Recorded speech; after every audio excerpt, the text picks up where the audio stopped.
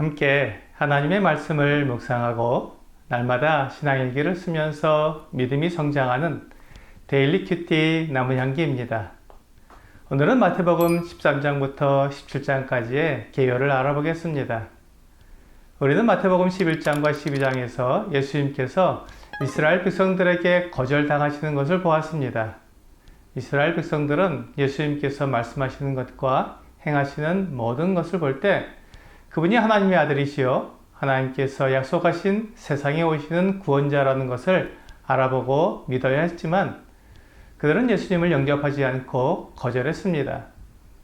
이제 예수님은 자기를 거절한 백성들에게는 천국의 비밀을 감추시고 믿는 자에게는 더 확실히 알 수 있도록 비유로 말씀하시기 시작했습니다.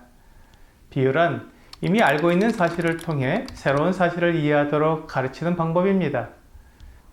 마태복음 13장에는 7가지 비유가 나오고 있는데 이 비유의 내용들은 모두 이스라엘 백성들이 잘 알고 있는 사실들입니다.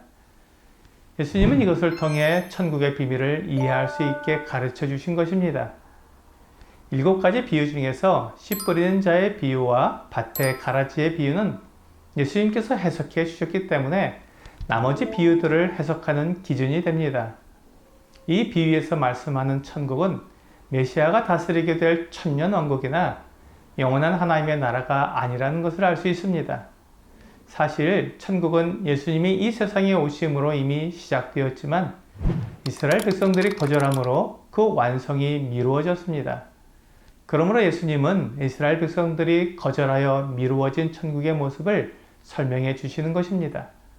씨 뿌리는 자의 비유는 예수님의 말씀을 듣는 사람들의 상태에 따라 결과가 달라진다는 교훈입니다. 밭의 가라지의 비유는 예수님의 말씀을 믿는 사람들과 믿지 않는 사람들이 함께 생활한다는 교훈입니다. 겨자씨 한 알의 비유는 너무 커진 교회 안에 이단들이 깃들이는 교훈입니다.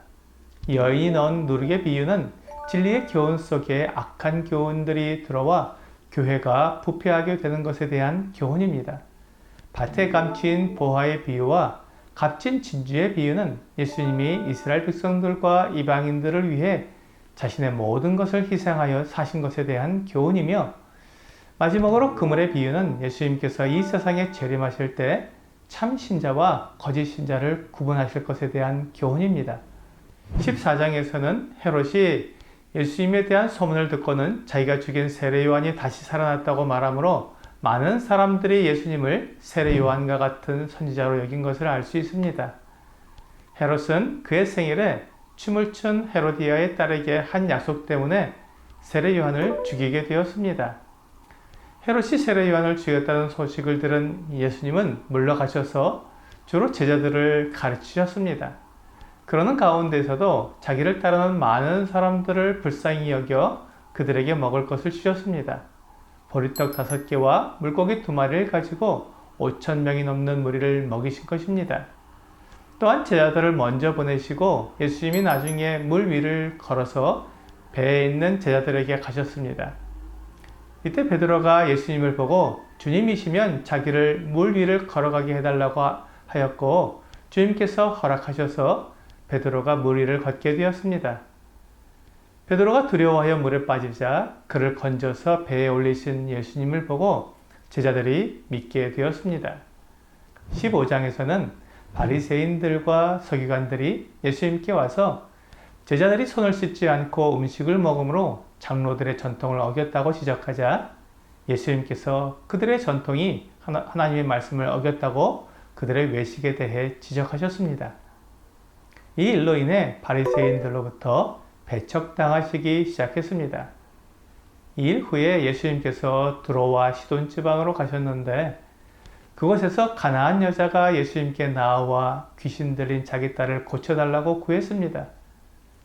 예수님은 이 여인의 믿음을 시험하시고 비록 이방인이지만 예수님에 대한 믿음을 나타내자 그의 딸을 고쳐주셨습니다. 이후에 또한 많은 사람들이 예수님을 따라왔는데 약 4,000명이나 되는 사람들을 떡 7개와 작은 생선 2마리로 먹이셨습니다. 제자들은 예수님이 말씀하시는 것과 행하시는 것을 보면서 점점 예수님이 누구신지 알아가고 있었습니다. 16장에서 또 다시 바리새인들과 사두개인들이 예수님을 찾아와서 하늘로부터 오는 표적을 보여달라고 구했습니다.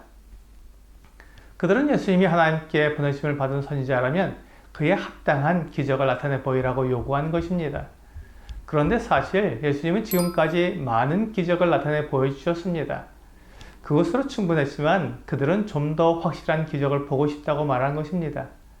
예수님은 그들에게 아무 표적도 행하지 않고 그들을 떠나셨습니다. 예수님이 그들에게 보여주실 표적은 요나의 표적밖에 없으셨던 것입니다. 예수님은 제자들에게 바리새인과 사두개인들의 누룩, 즉 그들의 잘못된 가르침을 주의하라고 말씀해 주셨습니다. 제자들과 함께 빌립보 가이사랴 지방으로 가셨는데 그곳에서 예수님은 자신에 대해 물으셨습니다. 사람들이 예수님에 대해 누구라 하느냐고 물으셨습니다. 사람들은 예수님을 선지자라고 말했습니다. 그러자 제자들에게 너희들은 나를 누구라고 하느냐고 물으셨습니다. 그러자 베드로가 주는 그리스도시요 살아계신 하나님의 아들이시니이다 라고 정확하게 대답했습니다. 이제 예수님은 제자들에게 자기가 예루살렘에 올라가 죽임을 당하고 제3일에 살아날 것을 말씀하시기 시작하셨습니다. 제자들은 주님께 그런 일이 일어나지 않게 되기를 바랐지만 주님은 그것이 하나님께서 계획하신 일이며 주님께서 이루셔야 할 일이심을 말씀해 주셨습니다.